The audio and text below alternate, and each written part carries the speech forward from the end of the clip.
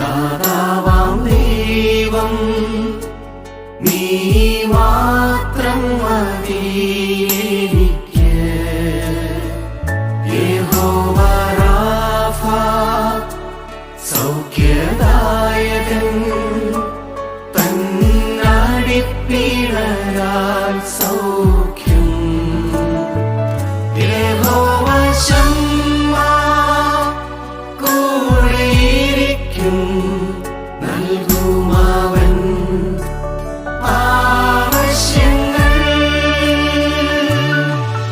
നീ മാത്രം മതി, നീ മാത്രം മതി, നീ മാത്രം മതി എനിക്ക്.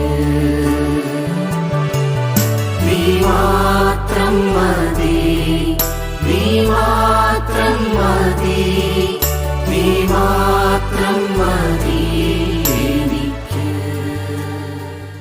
വേഗം വരുന്ന നമ്മുടെ കർത്താവായ യേശുക്രിസ്തുവിൻ്റെ ധന്യനാമത്തിൽ എല്ലാവർക്കും സ്നേഹവന്ദനം. യാഗപീഠം പണിത് ദൈവത്തെ ആരാധിക്കുക എന്നത് പഴയ നിയമ പിതാക്കന്മാരുടെ പ്രത്യേകതയായിരുന്നു. യാഗപീഠം അവർക്ക് അനുഗ്രഹത്തിൻ്റെ കേന്ദ്രവും ആയിരുന്നു. ഹാരാനിൽ നിന്നും പുറപ്പെട്ട അബ്രാം ബേഥേലിനും ഹായിക്കും മധ്യേ കൂടാരമടിക്കുകയും അവിടെ യാഗപീഠം പണിത് യഹോവയുടെ നാമത്തിൽ ആരാധിക്കുകയും ചെയ്തു. ഉൽപ്പത്തി 12:8. യാഗ അർപ്പണത്തിൽ കൂടി അബ്രാമിന് ലഭിച്ച അനുഗ്രഹം അബ്രാമിൻ്റെ സന്തതികൾക്ക് കനാൻ ദേശം നൽകും എന്നതായിരുന്നു. ദൈവം തൻ്റെ സന്തതിയെ ഭൂമിയിലെ പൊടി പോലെ വർദ്ധിപ്പിക്കും എന്ന അനുഗ്രഹം ലഭിച്ച അബ്രാം മമ്രയുടെ തോപ്പിൽ ഒരു യാഗപീഠം പണിതു. ഉൽപ്പത്തി 13:14-18 വരെ. 100-ാം വയസ്സിൽ തൻ്റെ ഏക മകനെ ദൈവത്തിൻ്റെ കൽപ്പന പ്രകാരം യാഗം അർപ്പിച്ചതിൽ കൂടി തനിക്ക് ലഭിച്ച അനുഗ്രഹം അബ്രാമിൽ കൂടി സകല ജാതികളും അനുഗ്രഹിക്കപ്പെടും എന്നതായിരുന്നു. ഉൽപ്പത്തി 23:18. യഹോവ തങ്ങൾക്ക് പാർപ്പാൻ ദേശത്ത് ഇടമുണ്ടാക്കി എന്ന് പറഞ്ഞ് ഇസഹാക്ക് ബേർഷെബയിൽ ഒരു യാഗപീഠം പണിതു. ഉൽപ്പത്തി 26:25. സഹോദരനെ ഭയപ്പെട്ട് ഓടിപ്പോയ തന്നെ അനുഗ്രഹിച്ച് മഹാധനവാനാക്കി സ്വന്തം ദേശത്തേക്ക് മടക്കി വരുത്തിയ യഹോവയ്ക്ക് യാക്കോബ് പണിത യാഗപീഠമായിരുന്നു ബഥേലിലേത്. ഉൽപ്പത്തി 35:7-8 വാക്യങ്ങൾ. അനുഗ്രഹത്തിൻ്റെ അനുഭവങ്ങളിൽ മാത്രമല്ല, പാപത്തിൻ്റെ ശിക്ഷ അനുഭവിച്ച് മടങ്ങി വന്നപ്പോഴും യാഗപീഠം പണിത് ഹോമയാഗങ്ങളും സമാധാനയാഗങ്ങളും അർപ്പിച്ച് ആരാധിച്ചതായി 2 ശമൂവേൽ 24-ാം അധ്യായത്തിൽ വായിക്കുന്നുണ്ട്. പഴയ നിയമകാലത്ത് മൃഗങ്ങളായിരുന്നു യാഗവസ്തുക്കൾ. എന്നാൽ പൗലോസ് യാഗത്തെക്കുറിച്ച് പറയുമ്പോൾ യാഗവസ്തു മൃഗങ്ങളല്ല, പിന്നെയോ നാം തന്നെയാണ്, നമ്മളുടെ ശരീരം തന്നെയാണ്. നിങ്ങൾ ബുദ്ധിയുള്ള ആരാധനയായി നിങ്ങളുടെ ശരീരങ്ങളെ ജീവനും വിശുദ്ധിയും ദൈവത്തിന് പ്രസാദവുമുള്ള യാഗമായി സമർപ്പിപ്പീൻ. റോമർ 12:1. വിശ്വാസി തന്നെ തന്നെ യാഗമായി അർപ്പിക്കണം. ദൈവത്തിന് സമർപ്പിക്കുന്ന യാഗവസ്തുവിന് ചില പ്രത്യേകതകളുണ്ട്. ഊനമില്ലാത്തതിനെ യാഗമർപ്പിക്കണം. ലേവ്യർ 1:3. യാഗമർപ്പിക്കേണ്ടത് ജീവനും ശക്തിയും ഉള്ളതിനെ ആയിരിക്കണം. വിശുദ്ധമായത് യാഗം അർപ്പിക്കണം. ലേവ്യ പുസ്തകത്തിൽ പറയുന്നത് യാഗം പൂർണ്ണമായിരിക്കണം എന്നും യാഗവസ്തുവിൻ്റെ തലയും മേധസ്സും കുടലും കാലും എല്ലാം കഴുകി ശുദ്ധീകരിച്ച് ഹോമയാഗമായി ദഹിപ്പിക്കണം എന്നുമാണ്. പൗലോസ് തന്നെയാണ് പറയുന്നത്, ദൈവത്തിന് നമ്മെ തന്നെ പൂർണ്ണമായി ജീവനും ശക്തിയും വിശുദ്ധിയുമുള്ള യാഗമായി അർപ്പിച്ച് ആരാധിക്കുമ്പോൾ ആ ആരാധന ദൈവത്തിന് പ്രസാദകരമാകും.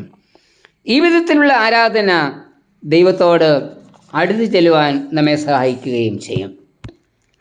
യേശു കർത്താവിൻ്റെ ക്രൂശിലെ പരമമായ യാഗത്തോടുകൂടി ദേവാലയത്തിലെ തിരശ്ശീല മേൽത്തൊട്ട് അടിയോളം ചീന്തിപ്പോയതോടുകൂടി നമുക്ക് അടുത്ത് ചെല്ലുവാൻ ഒരു വിശുദ്ധ സ്ഥലം തുറക്കപ്പെടുകയാണ് ചെയ്തത്.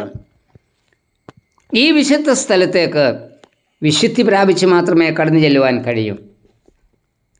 എന്താണ് വിശുദ്ധി പ്രാപിക്കുക എന്നതിൻ്റെ അർത്ഥം? ധ്രുവപ്രദേശത്ത് ജീവിക്കുന്ന ഹിമം പോലെ വെള്ള നിറമുള്ള ഒരിനം മുയലുണ്ട്. അവയുടെ സ്വഭാവമേന്മ അതിൻ്റെ വെള്ള രോമങ്ങളിൽ ചെളി പുരളുവാൻ ഒരിക്കലും സമ്മതിക്കില്ല എന്നതാണ്. ഇതിനെ വേട്ടയാടുവാൻ വേട്ടക്കാർ പ്രയോഗിക്കുന്ന ഒരു തന്ത്രമുണ്ട്. ഈ മുയലുകൾ പാർക്കുന്ന കുഴികളുടെ മുൻപിൽ സന്ധ്യയാകുന്നതിന് മുൻപ് ചെളി വാരി വിതറും. തീറ്റ കഴിഞ്ഞ് മടങ്ങി വരുന്ന മുയലുകൾ മാളത്തിന് മുൻപിൽ ചെളി കാണുമ്പോൾ കുഴികൾക്കുള്ളിൽ കയറുവാൻ സാധിക്കാതെ പകച്ച് നിൽക്കും. എവിടേക്ക് പോകണം എന്നറിയാതെ പകച്ചു നിൽക്കുന്ന മുയലുകളെ വേട്ടക്കാർക്ക് പിടിക്കുവാൻ യാതൊരു പ്രയാസവും ഉണ്ടാവില്ല. ചാവേണ്ടി വന്നാലും തങ്ങളുടെ ശരീരത്തിൽ ചെളി പുരളുവാൻ സമ്മതിക്കാത്ത ഈ മുയലുകൾ വിശുദ്ധിക്ക് ഉത്തമമായ ഉദാഹരണം ആണ്. നമ്മുടെ ശരീരം ദൈവത്തിൻ്റെ മന്ദിരമാണ്. ഈ ശരീരം വിശുദ്ധമായി സൂക്ഷിക്കേണ്ടത് നമ്മളുടെ ഉത്തരവാദിത്വം ആണ്. ദൈവം വസിക്കുന്ന ശരീരത്തെ അശുദ്ധമാക്കുന്ന എത്രയോ ദുഷ്പ്രവൃത്തികളാണ് ഇന്ന് ഉള്ളത്.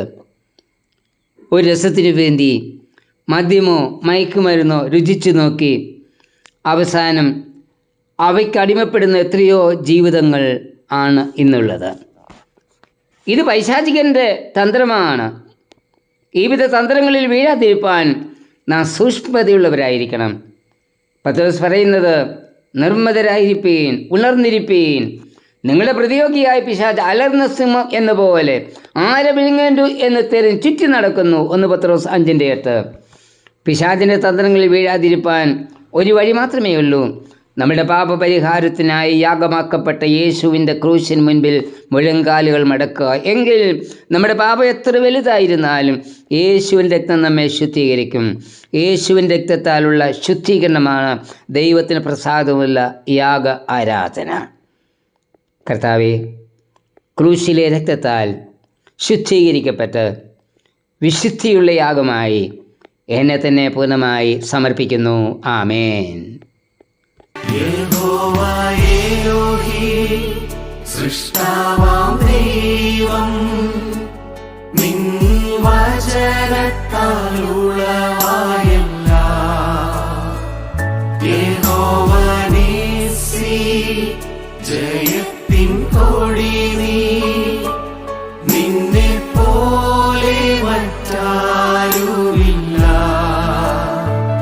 യഹോവ ശാലോം, എൻ സമാധാനം നൽകി നിൻ